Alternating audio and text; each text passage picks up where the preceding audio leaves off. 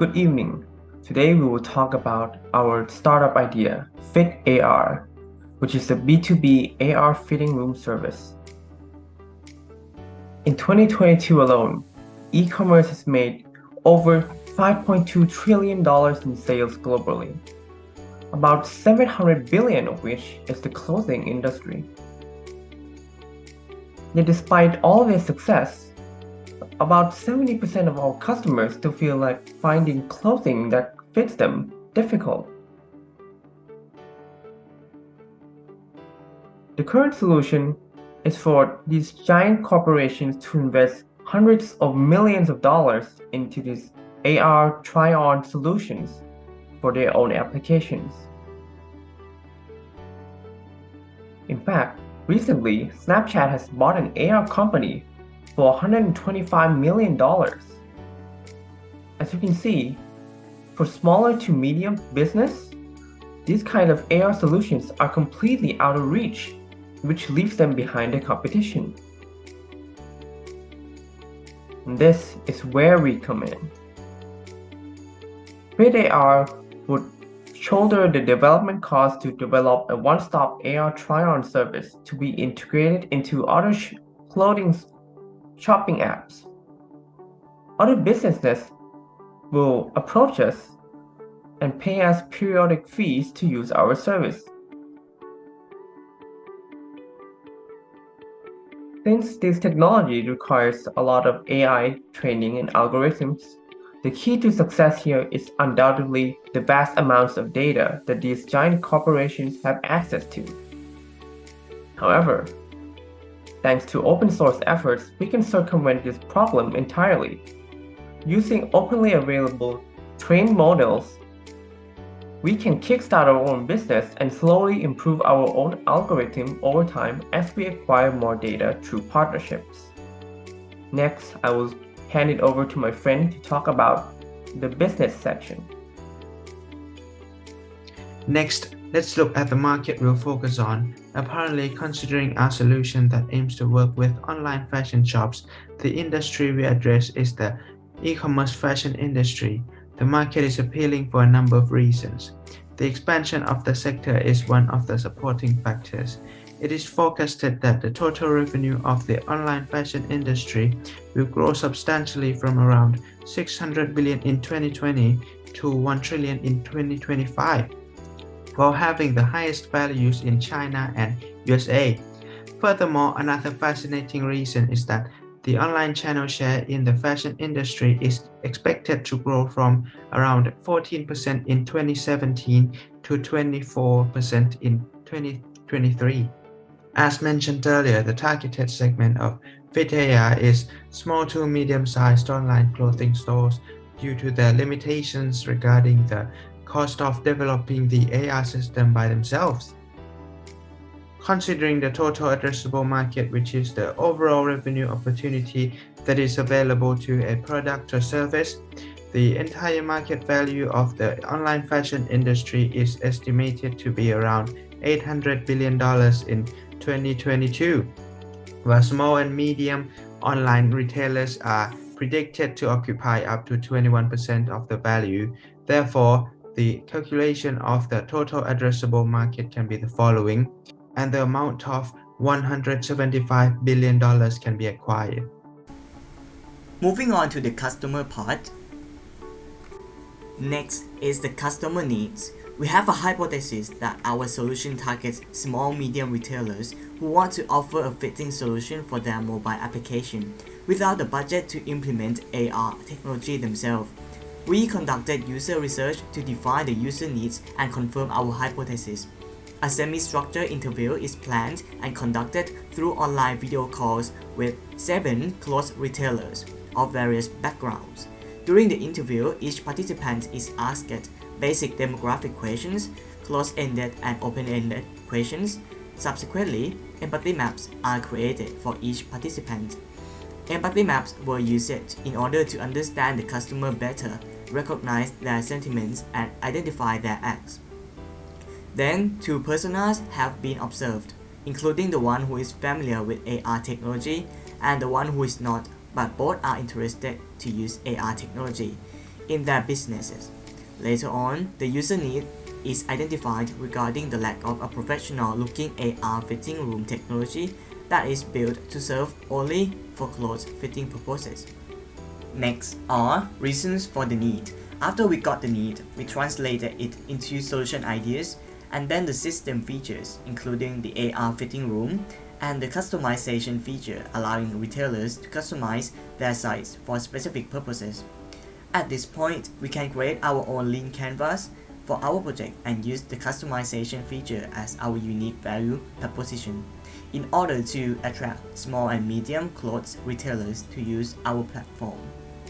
Next is the existing solutions. From the previous interview sessions, we can categorize the existing solutions that participants are using into two categories, which are the ones that don't support clothes fitting methods of online customers and provide only images and size of the products, and the ones that are familiar with the AR platform, especially the Snapchat application. Next, to determine the customer willingness to pay for our product, we use a survey approaches to determine the WTP. We recruited 15 participants for the one who have online retailer stores, and the questions provided in the survey are: how much would you be willing to pay for our service, with 4 answer options, and the Van Westendorp for open-ended questions regarding at what price would you consider our service to be so expensive that you would not consider buying it, and at what price would you consider our service to be priced so low that you would feel the quality couldn't be very good, and at what price would you consider our service to be expensive so that it is not out of the question, but you would have to give some thought to buying it. And lastly, at what price would you consider our service to be a bargain or a great buy for the money? According to the results, we can conclude that the willingness to pay from our target customers is within the range of $10 to $20 per month. Next is reaching customers. We use AARRR methods to approach these customers. In the acquisition stage, we chose several digital marketing methods that are appropriate for our target group, including SEO, content marketing, and social media marketing. In the activation stage, we will use a campaign signing up for free trials in order to raise awareness of our customers to take action. In the retention stage, we will measure the returning rate of our customers by monitoring the frequency of customers returning to our service repeatedly over a given time frame. In the referral stage, we may use some techniques such as referral contests, and in the revenue stage, we will calculate minimum value, break-even revenue, and the revenue that exceeds the customer acquisition cost. And for the product market fit formula, according to the TAM, the proportion of small-medium retailers that we are focusing on has an appropriate size, but to determine whether our product fits the market or not, it only can be measured by doing the product validation after making the prototype. So we have to make sure that our product aligns with the SaaS rule of 40, suggesting our growth rate plus our profit margin should equal or exceed 40%. Moving on to the competition of AR fitting room. Since the COVID-19 pandemic started, this kind of technology has gained in popularity. These are some examples of companies playing an important role in the industry of try-on clothing, such as Nike Smart Fitting Room, Snapchat AR Fitting, Warby Parker, NYX, Gucci, Ralph Lauren, and Charlotte Tilbury. Apart from the existing competitor, in the future, this company may attempt to serve this market as well, including famous clothing brands, social media application with a fitting filter, and new startup company who has similar idea as ours. So let's see advantage and weakness of this existing competitor.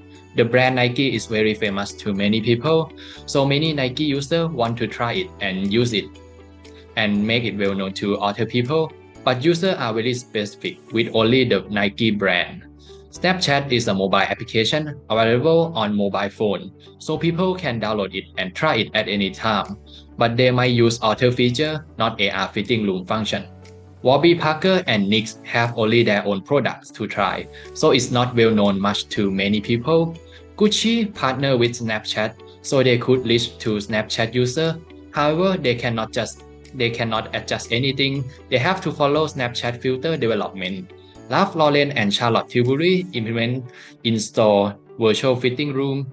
They have product recommendation, but users have to come to the store, so it's inconvenient for the transportation.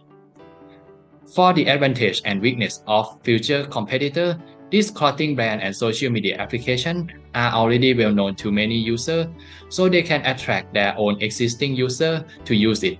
However, the clothing brand have to implement their own product or find service provider. And for social media application, they can add AR fitting room feature into their application, but people might not use it as the main purpose. Finally, for startup company, they are flexible and they can adjust their business plan based on the current situation. However, there are many limitations of money, development, and implementation. Let's take a look into the market share of AR fitting room.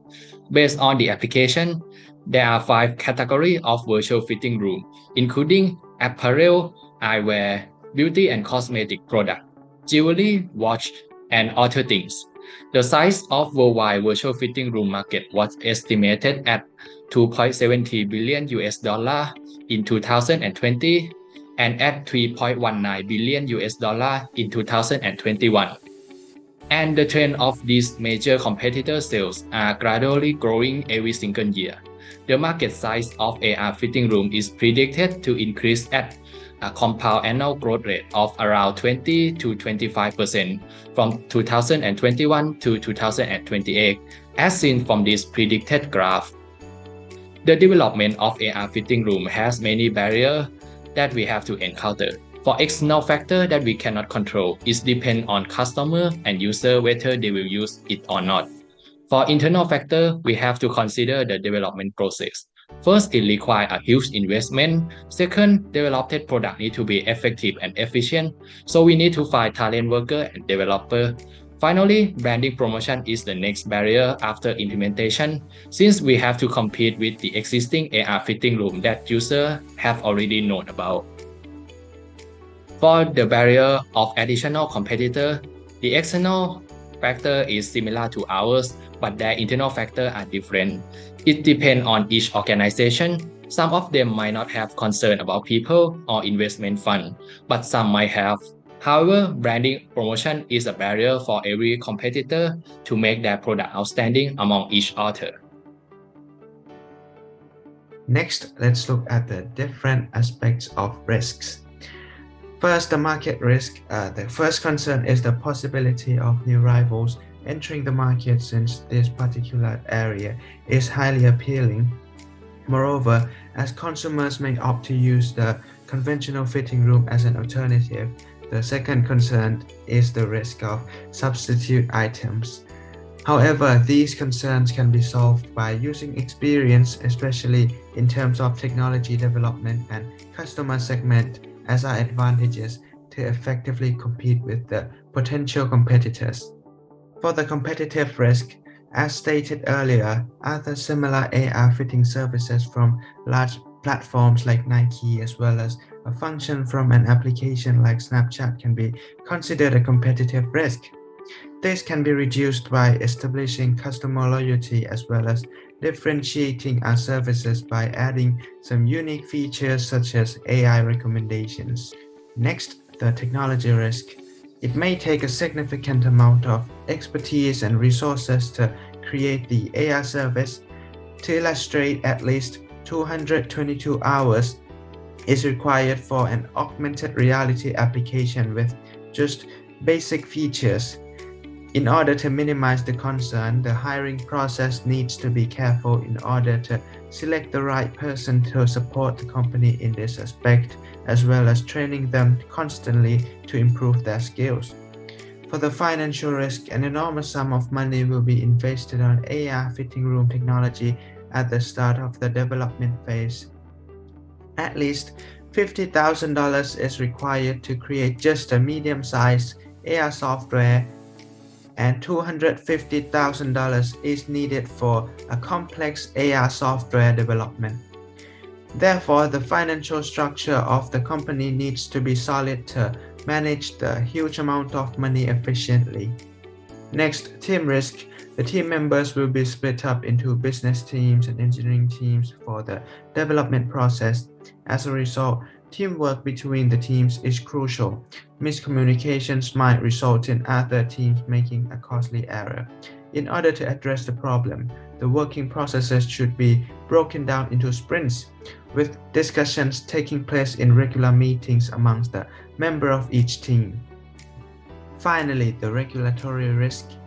Our data collection and processing may be in conflict with personal data and privacy laws. Since the regulation is quite new, the law should be carefully studied and followed, as well as asking for consents from the users if there is any further usage from the acquired information. After weighing the risks from many perspectives, the issue that should be most worried is the technology risk, since the technology related to the advancement of AI is complex and continuously shifting, which could be a massive problem if the company is not always ready for it. Nevertheless, team risk, which seems to be considerably smaller, should be addressed first. This is because team risk concerns almost every step of working processes where any errors caused by the team could cost heavily.